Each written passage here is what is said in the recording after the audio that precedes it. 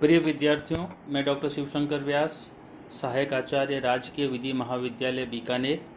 आज फिर हम अपने फर्स्ट ईयर की क्लास में अपना paper number 10th professional ethics, lawyers accountability and bar bench relation पे चर्चा करेंगे। प्रिय विद्यार्थियों, हमने इस क्लास के लिए सबसे पहले टॉपिक में आपसे इसके पेपर के पैटर्न की बात की थी और उसके बाद में हमने भारत में विधि व्यवसाय के इतिहास की चर्चा कर चुके हैं। अर्थात जिस रूप में आज हमारा लीगल प्रोफेशन है वह किन किन सोपानों से गुजरता हुआ यहाँ तक पहुँचा, उसकी चर्चाएं हम पीछे कर चुके हैं। उसी दौरान हमने लास्ट बिल्कुल चर्चा की थी कि एडवोकेट एक्ट 1961, यानी कि जब हमने विधिक व्यवसाय के इतिहास की बात की थी तो लास्ट हमने कहा था कि हम एडवोकेट एक्ट 1961 की चर्चा करेंगे।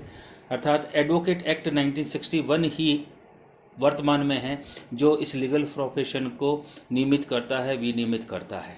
और इसी एडवोकेट एक्ट में आज जो हम अपनी क्लास में टॉपिक शुरू कर रहे हैं वो है एक एडवोकेट के एनरोलमेंट की प्रक्रिया, यानी कि एक अधिवक्ता के नामांकन की प्रक्रिया क्या होगी, एक अधिवक्ता अपने आप को किस प्रकार से एनरोल्ड करवाएगा, उस टॉपिक की हम आज चर्चा शुरू कर रहे हैं। यानी कि एडवोकेट एक्ट 1961 और उसमें हम आज से शुरू कर रहे हैं अपना टॉपिक एनरोलमेंट प्रोसीजर, नामांकन प्रक्रिया।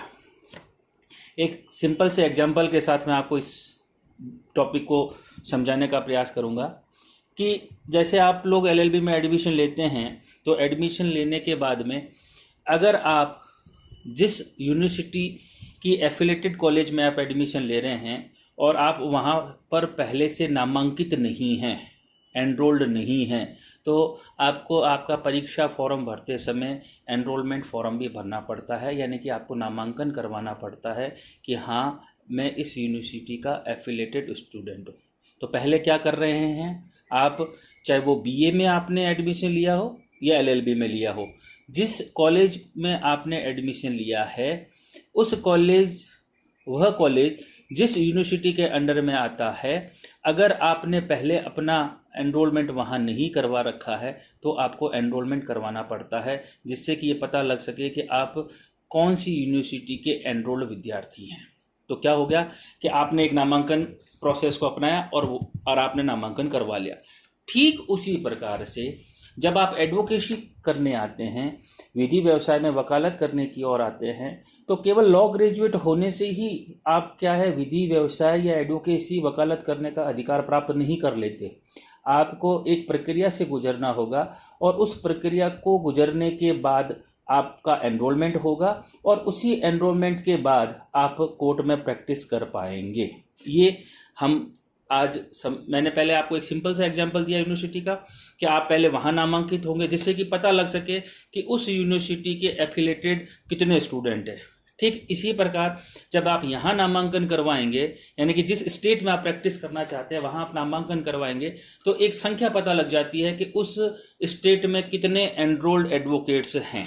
उसी प्रोसीजर की आज हम चर्चा शुरू करेंगे।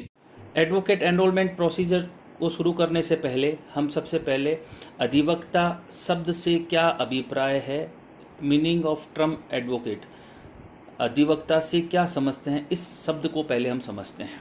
ठीक है ना। सामान्य अर्थ में पहले मैं समझाने का प्रयास करूंगा। हमने एक एग्जाम्पल बहुत बार देखा है, लेकिन कभी हमने इस लीगल प्रोफेशन के हिसाब से उसके ऊपर कभी गौर नहीं किया। मैं आपको एक एग्जाम्पल के साथ में इस एडवोकेट शब्द के सामान्य अर्थ को पहले समझाने का प्रयास कर रहा हूँ। दो व्यक्ति आपस में लड़ाई कर रहे हैं और आपस में उनकी बातचीत चल रही है, वाद विवाद चल रहा है, एक पक्ष विपक्ष चल रहा है, अपने अपने तर्क दे रहे हैं। इसी दौरान क्या होता है, तीसरा व्यक्ति उन दोनों में से किसी और की ओर से क्या है कोई वक्तव्य दे बैठता है, यानी कि वह उसका पक्ष या विपक्ष लेता है।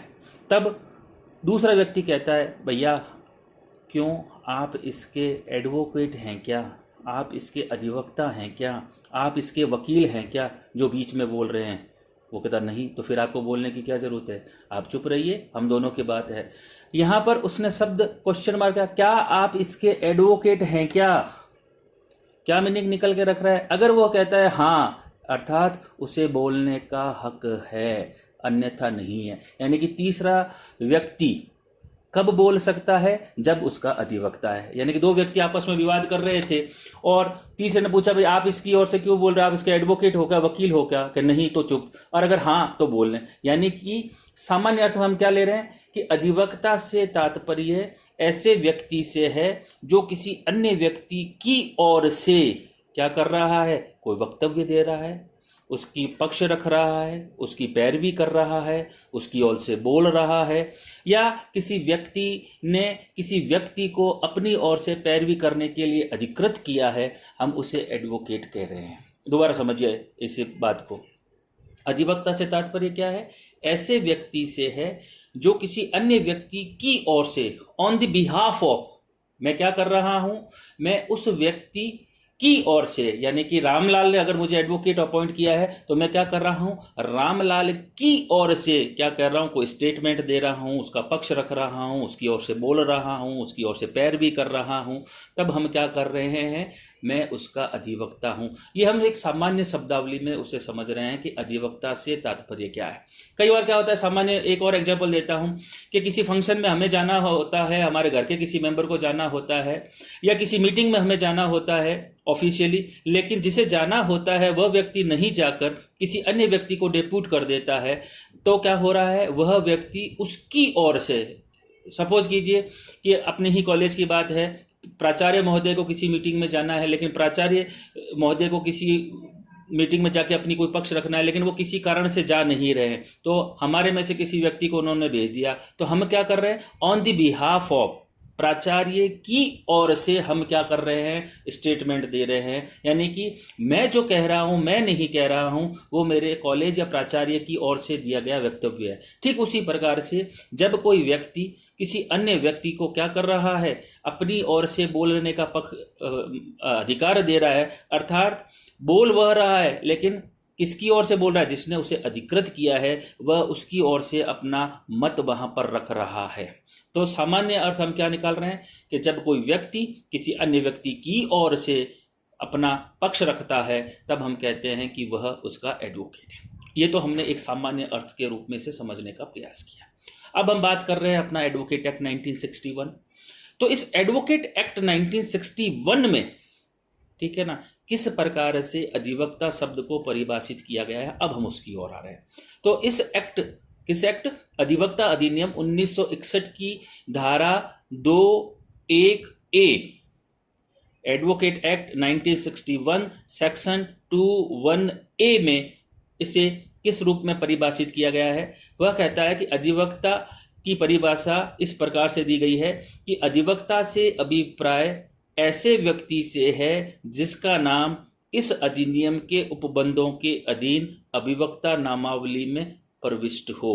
क्या कह रहा है, अधिवक्ता से तात्पर्य कैसे व्यक्ति से होगा, उस व्यक्ति से होगा जिसका नाम इस अधिवक्ता अधिनियम 1961 के अधीन अधिवक्ता नामावली में दर्ज हो। यानी कि एडवोकेट एनरोलमेंट लिस्ट में जिस व्यक्ति का नाम दर्ज होगा वही व्यक्ति एडवोकेट होगा।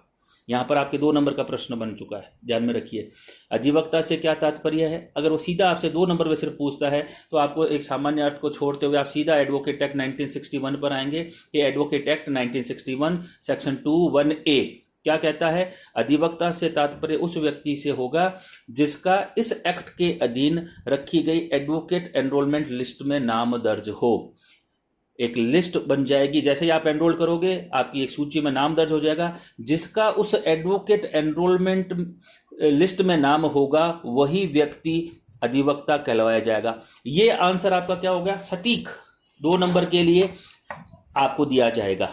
अब आता है कि नामावली, उसको परिभाषित कहाँ किया गया है, रोल को सेक्शन एडवोकेट एक्ट 1961 के सेक्शन 2(k) में नामावली से तात्पर्य उस नामावली से है जो इस अधिनियम के अधीन तैयार की गई और रखी गई अधिवक्ता नामावली से है। यानी कि हमने ऊपर पढ़ा कि अधिवक्ता कौन होगा, जिसका नाम अधिवक्ता नामावली एडवोकेट एनरोलमेंट लिस्ट में दर्ज होगा। अब वो आगे नामावली को ही सेक्शन 2(k) में क्या परिभाषित करता है कि उस नामावली से तात्पर्य उस नामावली से है जो इस अधिनियम, किस अधिनियम, एडवोकेट एक्ट 1961 के अधीन तैयार की गई है और रखी गई अधिवक्ता नामावली है। इस अधिनियमों के उपबंधों को ध्यान में रखते हुए जो नामावली तैयार की गई है वही नामावली कहलाई जाएगी, और जिस नाम व्यक्ति का नाम उस नामावली में होगा वह एडवोकेट कहलाया जाएगा। इसके साथ ही सेक्शन 17 इसी अधिनियम की धारा 17(1) में ये कहा गया है कि प्रत्येक राज्य विधिक परिषद अधिवक्ताओं की नामावली तैयार करेगा और रखेगा। 3 चीजें आ गई, advocate enrolment list section 21A जिसमें नाम होगा वह एडवोकेट होगा, नामावली 2K में हो गई, यहां पर भी 2 नंबर का क्वेश्चन बन गया। और सेक्शन 17(1) क्या कहता है कि प्रत्येक राज्य की विधिक परिषद, आगे चलकर हम क्या करेंगे, राज्य विधिक परिषद यानी कि स्टेट बार काउंसिल और बार काउंसिल ऑफ इंडिया की भी चर्चा करेंगे कि इसका गठन किस प्रकार से होता है, इसके क्या कार्य हैं, किसके क्या अधिकार हैं, ये किस प्रकार से फंक्शनिंग करता है, इसके ऊपर हम चर्चा करेंगे। तो प्रत्येक राज्य विधिक परिषद का ये कर्तव्य होगा कि वह अधिवक्ताओं की एक नामावली तैयार करेगा और रखेगा, यानी कि तैयार करेगा और रखेगा मतलब वह आम जनता के लिए हर समय देखने योग्य होगी, यानी कि एक वो पब्लिक डॉक्यूमेंट होगा। तो आज हमने एडवोकेट एनरोलमेंट प्रोसीजर की शुरुआत की। हमने ये देखा कि एडवोकेट से सामान्य शब्दों में उसका क्या अर्थ है, एडवोकेट एक्ट 1961 सेक्शन 21A में उसे क्या बताया गया है, नामावली से क्या तात्पर्य है, और सेक्शन 17(1) कहता है कि प्रत्येक राज्य विधिक परिषद की ये कर्तव्य होगा कि वह क्या करेगा, अधिवक्ताओं की ऐसी एक नामावली तैयार करेगा और उसे रखेगा। आगे इसी प्रोसीजर को हम कल अपनी क्लास में और आगे शुरू करेंगे। धन्यवाद।